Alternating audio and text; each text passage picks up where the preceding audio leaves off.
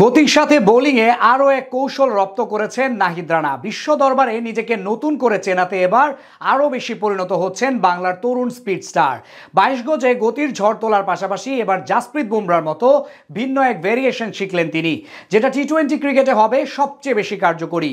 চলমান বিপিএলে যার মাধ্যমে সফল হয়েছেন একাধিকবার।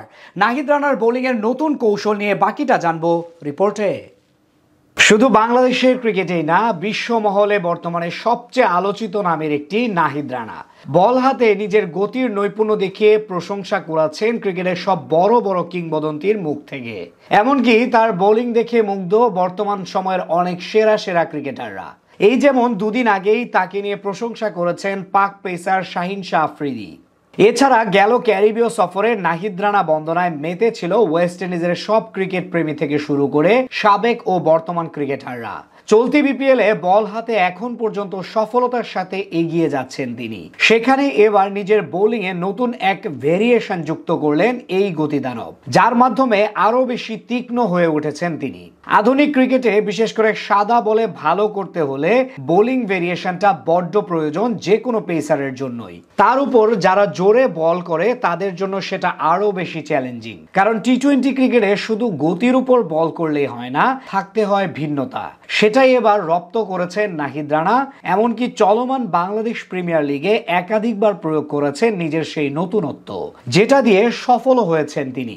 সাধারণত আন্তর্জাতিক ক্রিকেটে পদার্পণ করার পর থেকে নাহিদ রানাকে বেশিরভাগ সময় জোরের উপর বল করতেই দেখা যায়। ঘন্টায় 145 থেকে 150 গতির ডেলিভারি দিয়ে কপুকাত করেছেন অনেক ব্যাটারকে। কিন্তু এবার সময়ের সেরা পেসার জাসপ্রীত বুমরার মতো স্লোয়ার শিখেছেন তিনি। সাধারণত বুমরাকে যেমন 145 গতিতে বল করতে দেখা যায়, তেমনি মাঝে মধ্যে 120 বা তার নিচের স্পিডে বল করে টি-20 ক্রিকেটে ব্যাটারদের বিভ্রান্তে ফেলেন। এবার ঠিক সেটাই করছেন নাহিদ রানা।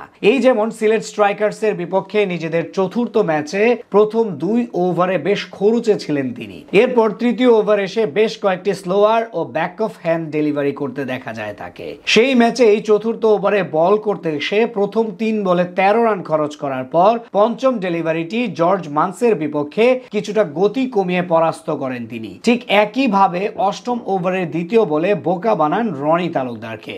এক সময় প্রায় 80 থেকে 90% ডেলিভারি 140-এর উপরের গতিতে বল করা নাহিদ রানা এবার বিপিএল এ সেই সংখ্যা নিয়ে এসেছেন 70%-এর নিচে।